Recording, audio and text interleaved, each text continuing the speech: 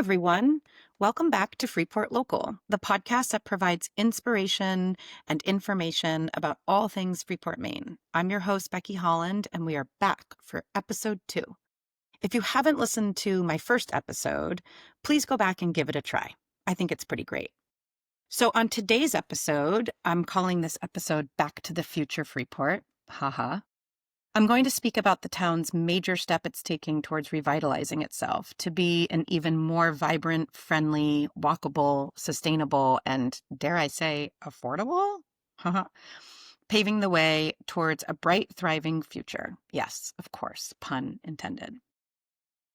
All right, so I don't know about you, but when I grew up, I realized I didn't really have much town identity or pride. My hometown always felt a little fractured to me, whether it was geographical, economical, or social. I was always really envious of neighboring towns that seemed to have so much collective sense of community and connection. And so when my family moved to Freeport due to my husband's good sense, he's a smart man, and a few good friends who spoke so highly of Freeport, that's you, Megan and Mark, I quickly embraced the pride that's so palpable here. First, I love how recognizable Freeport is to people, be it locally or from far away. All I have to say when I'm asked where I'm from is Freeport, the home of LL Bean, and I'm instantly returned with, ooh, yes, it's such a beautiful place. You're so lucky. And you know what? I totally am. And I love so much that my own kids are growing up so centered in life around their town and already have so much pride in it. We love the schools, go Falcons, the community programs, the businesses that offer so much to families in the community, the festivals, camps, parks, trail systems, all of it. And through this podcast, I plan to share as much of this as I can with you too, I promise. So in the first episode, I spoke a little bit about Freeport's history, but in this episode, I want to share some of the very exciting plans for Freeport's future.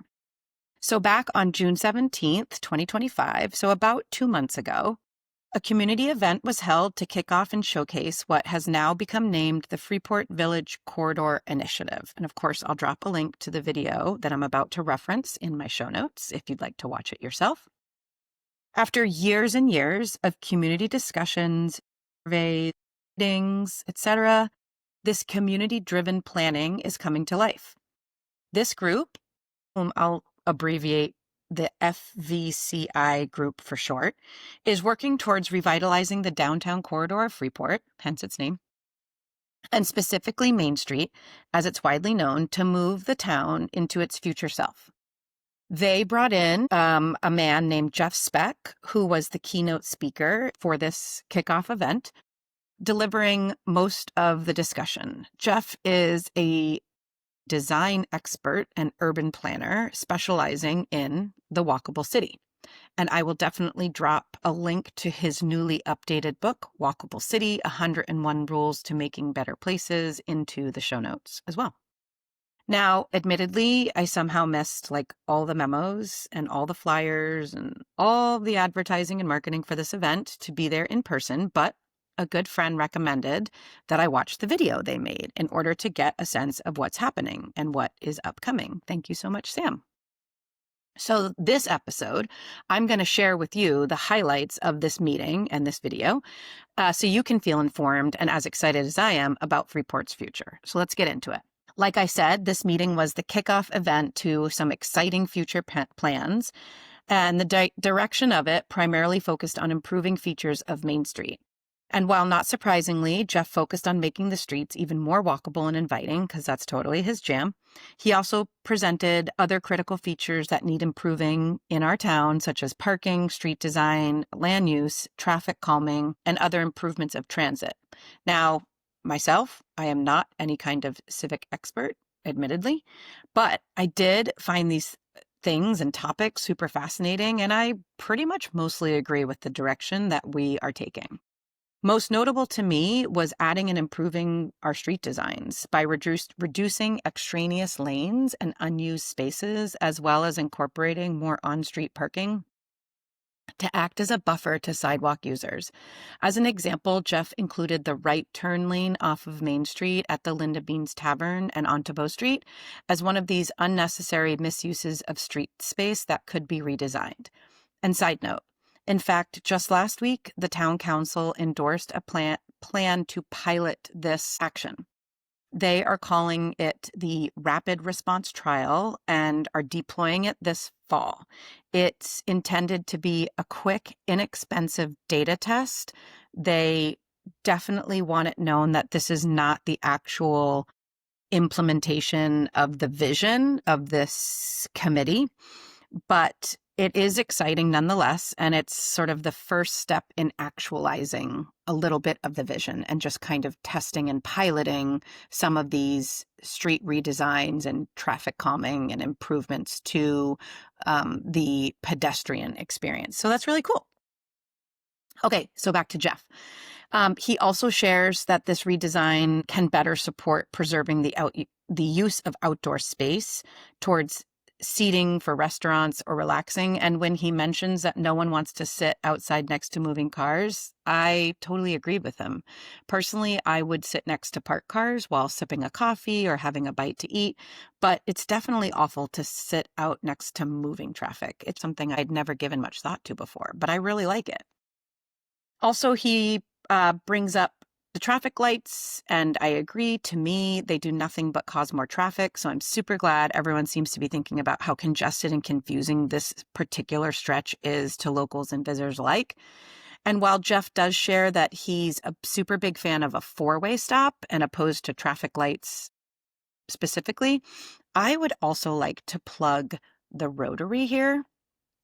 I know that this is kind of controversial to some people, but I am someone who loves a good Rotary.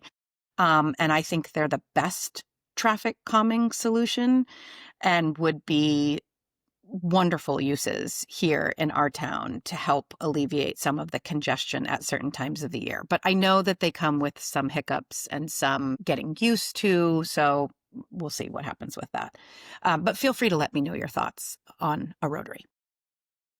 Okay, all of these improvements for our streets also lend themselves to not only less vehicular congestion, but it also helps to provide more safety for pedestrians and bike traffic, as well as sociability and ultimately the future success of Freeport. Jeff also speaks about the need for parking reform, which I'm not going to really get into right now, but has been a hot topic.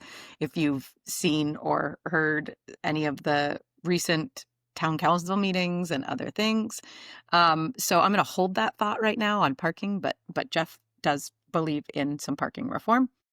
He also mentions the need for mixed-use spaces as vitally important to a walkable city that supports community connection as opposed to the traditional suburban sprawl, which seems to have led to community isolation. Ultimately, I think many of us hope to see Freeport as a desirable place for lots of different people and families.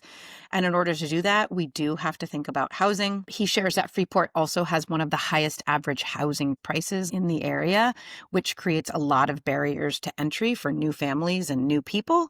And so I think that this is a really important topic to explore, and I definitely will explore it more in depth in a future episode. So hang tight on that for me as well. All right. Lastly, another exciting aspect to this new initiative is the unprecedented partnership between this group, the Freeport Village Corridor Initiative, and the Maine Department of Transportation, otherwise known as Maine DOT. This collaboration alongside the town and other expert consultants seems to be the first of its kind, and everyone's really excited about it. Since parts of Main Street are also part of the state-owned and maintained Route 1, a partnership such as this gives a lot of hope that there will be fewer barriers to implementing these plans and solutions, and that success hopefully will be achieved. All right, so that's it for now. I hope you're as excited by these promising plans as I am, and that you tune in again for future episodes of this podcast, not only for these redesign efforts, because I'll provide updates as they come, but also for other topics about Freeport that I will be sharing and celebrating, because that is the intention of this podcast, to share and celebrate all things Freeport local. I will, of course, drop some of those links to Jeff's books, to the kickoff launch, and anything else that I perhaps mentioned into the show notes. So please look for those. And once again, thank you so much for being here today with me and for listening to Freeport Local. And I hope that you will share this podcast with friends and family, whether they are close or far away, and that you come back soon. And I will have more episodes. Be well. Thank you so much for being here. Take care.